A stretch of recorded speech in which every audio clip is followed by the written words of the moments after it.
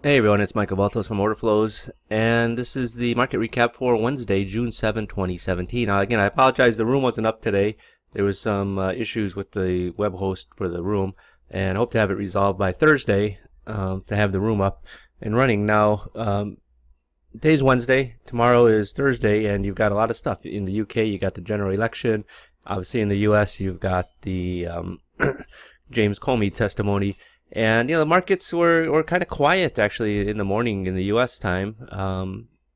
That there's just a lot of stuff on the table to digest on Thursday. So we'll see what happens with Thursday. But there was still some decent trading opportunities in the markets. And just because you have you're coming into a period, the market's going to be volatile. It's going to be quiet before it gets volatile, right? It can be volatile with the general election.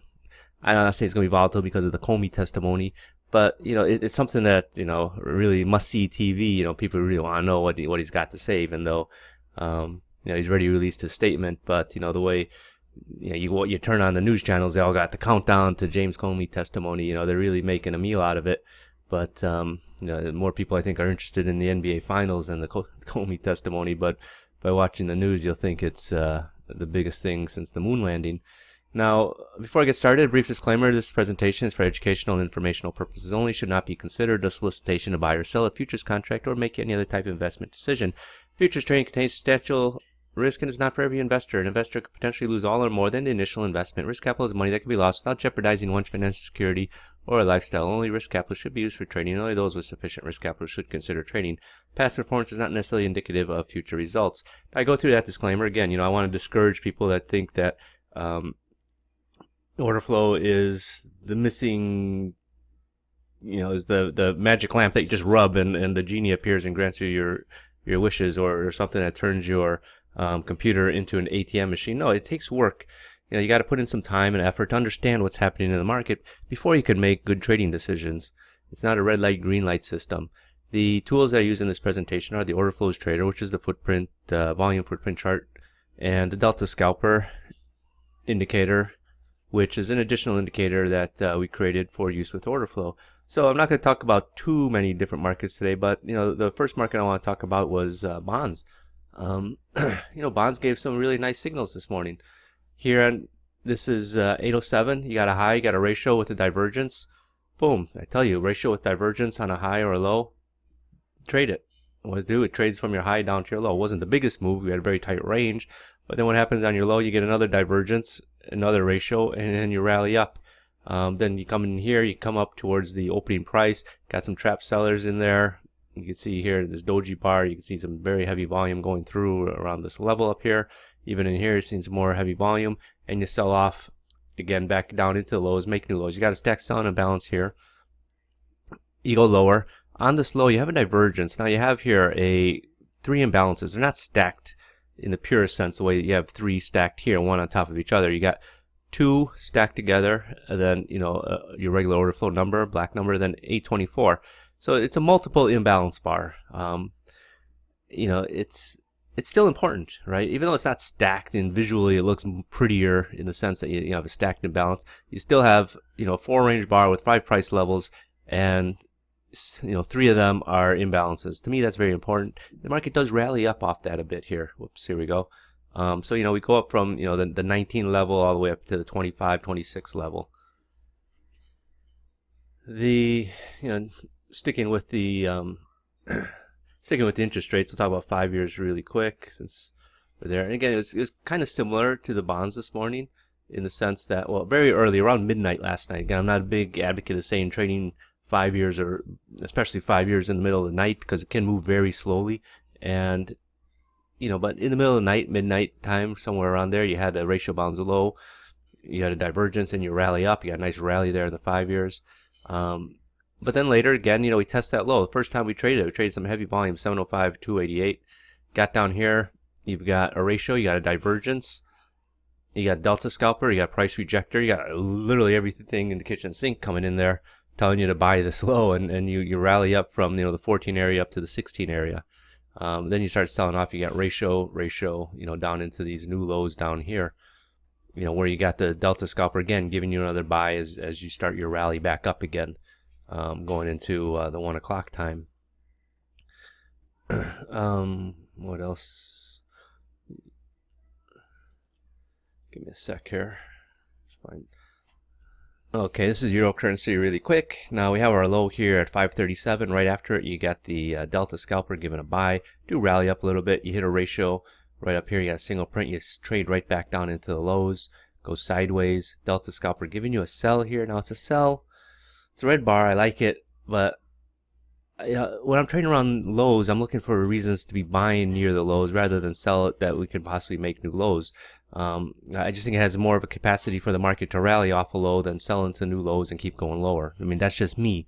People can say, oh, you're stupid, you know what you're talking about, but I've been around the markets long enough to know that, hey, if I get a signal to buy off this low, I got a higher chance of profits that the market's going to bounce up rather than sell into new lows. Because, yeah, you can make new lows. Like here, you made new lows. Great. You made new lows by 2 ticks. Did you make a new low? Yes, you did. You made new low 2 ticks. Big fucking deal. And then the market turns around and starts rallying on you. So again, I'd rather take this sell signal up here than this sell signal down here. Even though this one, again, doesn't do much before it rallies back up. But I want to at least have more capacity for a move from here down to this low rather than from here down into this low. And hey, yeah, you made new lows. I was right. Yeah, you made new lows by 2 ticks. Who cares about that?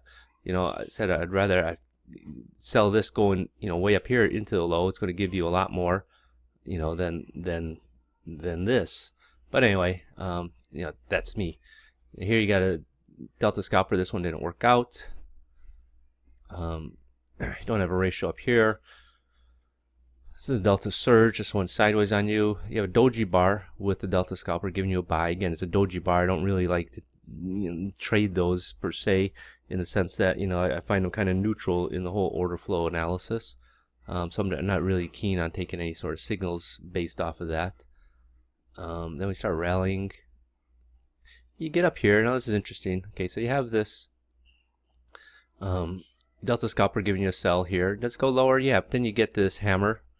The long wick, the small body, Delta surge giving you a sell actually, but it's a green bar, so I'm not looking to sell it.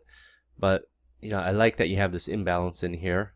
I like when you get these hammers with the imbalance in the wick, selling imbalance, and it turns around, goes back up. It's usually a nice little trade. You're able to get a little something out of it. In the meantime, it does come back down on you though. But again, here you got the hammer again. It's not really a hammer because it's it's already on your way back up, but still I like these types of bars with the imbalances in there. And anyway, so we go start rallying back up. It's only 9 in the morning at this time, 9:44. You make these new highs. Delta scalper giving you a sell. It does retrace back up, kind of close. It does get past this high of this bar before it makes that move lower that you're looking for. Then we come down here. Where are we here? Off that high, you get the Delta scalper giving a buy. It doesn't work out. That one stops you out. Delta scalper again giving you another buy. So again, this is the thing, right? With trading is you get this signal, you buy, and it's a loser. Okay, then it's easy to get discouraged and say, I'm going to wait. I don't want to take the next trade. I want to see, wait for it to right itself, so to speak. And then you miss the next trade, right? And this is the trade that you want. Is when I was on the floor learning the hand signals, it was a guy, we were just practicing, after the floor closed, and I was standing there reading the hand signals from the guy, on the phone, and I was relating it to the broker in the pit. This is just all play, right? Because this is practice, and this is how I learned this lesson is, I read a buy as a sell, and I relayed it to the guy, and I said buy 100. He's supposed to sell 100, and he realized that I made a mistake because I sort of stopped communicating with him for a second. And what's wrong? I said, you were supposed to sell. I told you to buy. He says, okay, I made a mistake. Move on. You have a loss. You move on. You cover it and you move on. Because if you give up, and beat yourself up, like, I had a loss, or I made a mistake, and then you're there beating yourself up, you're going to miss the next opportunity, right? I mean, yeah, I understand, when your own money's on the line, that you screw up, you take it to heart and it does affect you. But sometimes you sort of got to distance yourself a little bit from the money in the sense that, yeah, you had a loss, but you got to realize, having bad trades is part of trading. Not every trade is going to be a winner. And, the point that I'm trying to make in that example is, don't beat yourself up because you had a bad trade or you made a mistake or, you misread it. So yeah, okay, you took this trade and it lost. Don't sit there, trading is terrible, blah, blah, blah, and then ignore the next trade that comes along because, yeah, you had a loss here. Okay, deal with it and put it behind you, move on, and, look for the next one. And here it is, and you get a nice move up that takes care of that loss and puts more in your pocket. It's someone, Bob Iacchino of all people. I don't know if you guys, he's on CNBC, but we used to work together at Commerce Bank, and he would tell me, like, when he has a bad trade or as a losing trade, he's like, I'm fine with that because that just means my higher probability of the next trade being a winner. I understood what he was trying to say. I mean, it's a little bit different, like saying, like going into a casino and betting, playing roulette, betting on black. Red comes up 10 times in a row. Say, well, black has an equal chance of coming up. Black's got to come up, or something. No, it's not like that. You still have an equal chance, of the next trade being a winner. But if you're going to knock yourself out, beat yourself up, so to speak, because you had this loser, then you're going to miss the next one. It's you're going to miss out on a lot of trades. And I know people that do that. I know traders, they stumble with this. I just had a loss. Okay, I'm gonna wait. I'll wait for some winners to come back in. No, don't. You got to be taking the next trade. I know a lot of people say we got 3 losers in a row. Stop trading. What you should be doing. You have 3 losers in a row. Cut your size down to 1 lot. Assuming you're trading more than 1 lot. If you're trading 1 lot, you can't. I guess you got to stop trading. But if you're trading, 5 lots, go down to 1 lot. Okay. What you want to do is get yourself on side with winning trades again. But again, if you're going to take yourself out of the market, what's going to feel worse? Having this losing trade, stop trading, wait for, and then you miss this trade, you don't take this trade, then it's a winner. You're going to feel doubly worse, twice as worse, because here you took the trade that was a loser, then the winner you passed on, and then it's a winner. So you lost, right? It's like that movie Let It Ride, right? The guy's, every bet he makes is a winner, then the one time he's not able to make a bet for, mitigating circumstances, the bet that he would have won, the horse that he was going to bet on lost, and he's like, I didn't lose, so that's like winning, right? So if you're not taking the winning trade, it's not winning, because you missed it. You took this dollar loss, but then you didn't take the next trade. It's a paper, assuming you're just watching it. Yeah, I made money on the paper, but it didn't make money in your account. So I guess what I'm trying to say is, you have a loser, don't give up right away. Still stick with it, right? As long as you believe in what you're doing is right, the winners will come. They're not going to all come at once, and not every single trade is going to be a winner. But imagine, you're buying it here at 112.38, this area in here, and it's pretty much, straight up 38 all the way up to, the 70s before it starts going sideways. Okay, so, the point is, don't beat yourself up over a losing trade.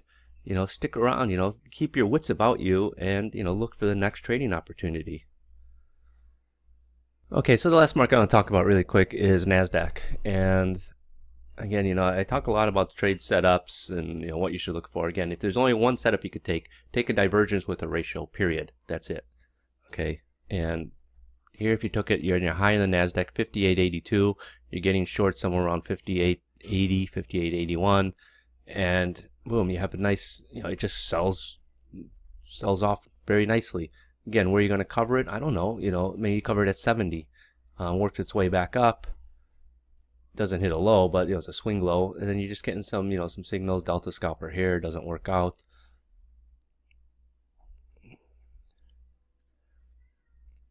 Just looking for any other signal in here. It is all over the place, but imagine, if you're able to sell it. Okay, so I showed you that one delta scalper that didn't work out. Then it comes back down here, swing low, right off your low of the low of the day. Divergence ratio right after it. So either the divergence with the ratio in the bar or the divergence with the ratio after it. And here you also have the delta scalper giving a buy signal as well. Delta surge a bar later, and what does it do? You get a nice little pop up here. Does trace back down, But again, it's nowhere, even here, it's not even against you. It's still in your favor, right? So to be getting out here really makes no sense.